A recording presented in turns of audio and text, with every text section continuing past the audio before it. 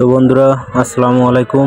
আজকে আপনাদের সামনে নিয়ে আসছি উত্তরবঙ্গের ঐতিহ্যবাহী একটা, যেটা উত্তরবঙ্গে গ্রাম বাংলায় বলে চই পান।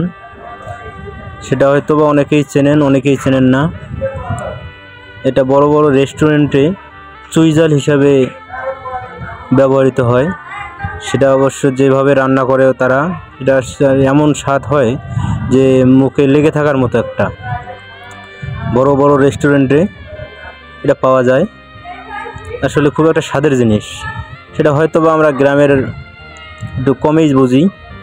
গ্রামের লোকেরা সেভাবে আসলে বুঝতে পারে না যে এটা আসলে কিভাবে রান্না করে, কিভাবে খায়। তো দেখতে পাচ্ছেন আপনারা, সে গাছে একটু মোটা হয়েছে, বেশি হয়নি, এটা আরও মোটা হবে। এটা এখনও পরিপূর্ণ হয়নি। এটার কিন্তু মূল্য